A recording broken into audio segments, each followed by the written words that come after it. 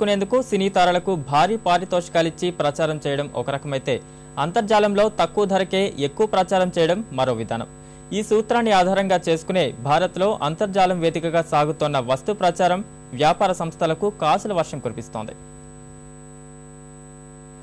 సాంకేతికంగా అభివృద్ధి చెందుతున్న భారత్లో ఏ వస్తు ఉత్పత్తి సంస్థకైనా కీలక స్థానం ఉంది. ముఖ్యంగా అమ్మకాలు పెరగాలంటే ప్రచారం ఘనంగా ఉండాలి.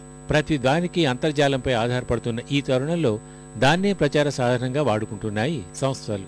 సెర్చ్ ఇంజిన్ల ద్వారా నిత్యం సాగుతోన్న ప్రచార ప్రకటనల వ్యాపారం వేల కోట్లు మించిపోయింది అంటే ఈ పరిస్థితి అర్థం చేసుకోవచ్చు.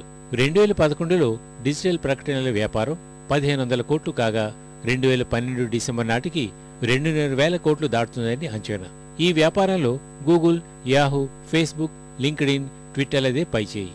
అంతర్జాలం వేదికగా ఆయా సెర్చ్ ఇంజన్లలో ₹100 మొదలుకొని వేల వరకు ప్రకటనలు ఇచ్చే అవకాశాల్ని గూగుల్ కల్పిస్తుండడం మిగతా సంస్థలకి సవాల్గా మారింది.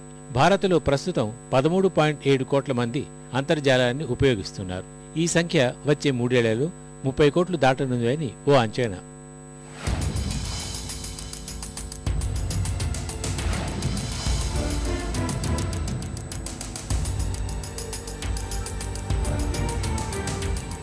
సెర్చ్ ఇంజిన్ల మధ్య పోటీ కూడా పెరుగుతోంది. ఖచ్చితమైన సమాచారాన్ని క్షణాల్లో అందించడం సహా ప్రాంతీయ భాషల్లో సెర్చ్ ఇంజిన్లను వృద్ధి చేసేందుకు ప్రణాళికలు రూపొందిస్తున్నాయి. వినియోగదారులకు సులభంగా సేవలు అందించడమే తమ లక్ష్యమంటున్నాయి సంస్థలు.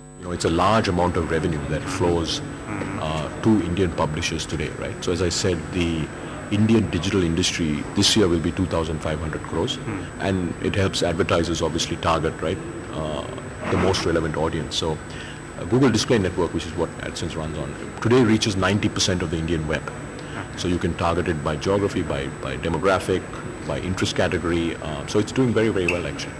ట్యాబ్లెట్లు, స్మార్ట్ ఫోన్లు అందుబాటులోకి వచ్చి అంతర్జాల వినియోగాన్ని మరింత సులభతరం చేయడము డిజిటల్ ప్రకటనల వ్యాపారాన్ని మరింత పెంచేందుకు దోహదపడుతున్నాయి.